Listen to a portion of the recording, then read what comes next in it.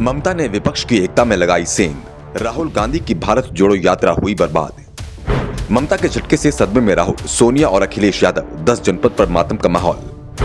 नीतीश कुमार के हाथ जोड़ने के बाद भी नहीं पिघली ममता, अंदर खाने से दे दिया मोदी को समर्थन।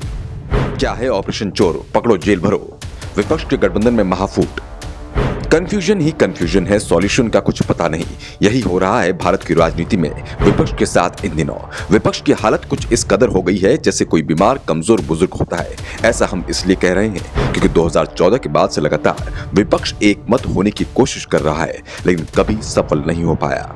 विपक्षी गठबंधन का खेल केवल 4 दिन ही चलता है। 4 दिन बाद कोई न कोई नाराजगी सामने निकलकर आ ही जाती है और पूरी टीम बिखर जाती है।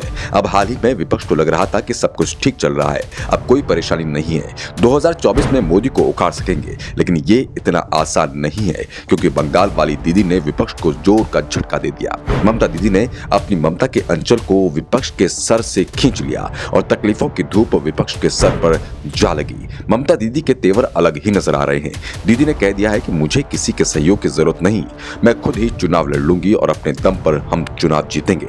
बस इतना ही कहना काफी था। विपक्ष घुटनों पर आ गया क्योंकि बंगाल वाली दीदी के बिना मोदी को हराना इतना आसान नहीं है। इन दिनों विपक्ष में कोई भी पार्टी इतनी मजबूत नहीं है कि बीजेपी से सीधे टक्कर ले सके।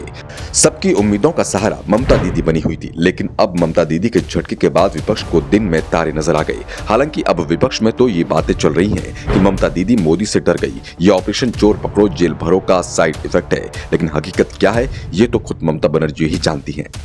तो वहीं ममता बनर्जी के इस ऐलान के बाद नीतीश कुमार, शरद यादव, अखिलेश यादव, राहुल गांधी, सोनिया गांधी और भी तमाम ऐसे नाम हैं जिनके माथे पर बल पड़ गए हैं। हालांकि इस विपक्षी एकता के टूटने का कारण भी राहुल गांधी को माना जा रहा है, क्योंकि मेघालय चुनाव में जनसभा को संबोधित करते हुए राहुल गांधी ने टीएमसी को आड़े हाथों लिया था। राहुल ने जनसभा में कहा था कि आप सभी को टीएमसी का इतिहास पता है, पश्चिम बंगाल में किस तरह से हिंसा और घोटाले हुए हैं, आप सभी उनका ट्रेडिशन अच्छे से समझते हैं। इन लोगों ने गोवा में खूब पैसे लगाए थे, एक ही मकसद था बीजेपी की मदद करना। यहाँ मेघालय में भी वही करने की कोशिश कर रहे हैं। बस इतना ही काफी था दीदी को गुस्सा दिलाने के लिए। इसके जवाब में ममता बनर्जी के भतीजे अभिषेक बनर्जी ने पलटवार किया था। उन्होंने राहुल पर हमला बोलते हुए कहा कि बीजेपी को रोकने में कांग्रेस पूरी तरह विफल रही, कांग्रेस की अक्षमता ने कंफ्यूजन वाली स्थिति में ला दिया। मैं राहुल गांधी से अपील करता हूं कि हम पर हमला करने से अच्छा है कि वे अपनी राजनीति पर ध्यान दें। इतना ही नहीं, ममता ने तो और भी बड़ा हमला कांग्रेस पर किया। उन्होंने कांग्रेस, सीपीएम और बीजेपी के बीच अनैतिक गठबंधन का आरोप लगा दिया। इस मौके पर ममता बनर्जी ने ऐलान किया कि तृणमूल कांग्रेस 2024 में अकेले लोकसभा चुनाव में उतरेगी।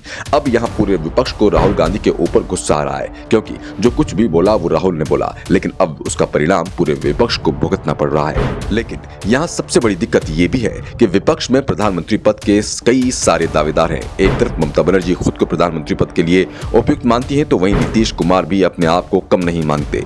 तो वहीं और भी बहुत सारे ऐसे नाम हैं जो खुद को प्रधानमंत्री पद के योग्य मानते हैं। लेकिन कांग्रेस का सपना है कि एक बार कम से कम राहुल को प्रधानमंत्री तो बना ही दें। दीदी के झटके ने सारे सपनों को चकनाचूर कर दिया। आपको क्या लगता है, क्या विपक्षी कभी एक हो सकेगा या विपक्षी एकताओं का दावा सिर्फ खोखला दावा है? अपनी राय कमेंट बॉक्स में जरूर दें। ब्यूरो रिपोर्ट, पब्लिक दर्पण न्यूज।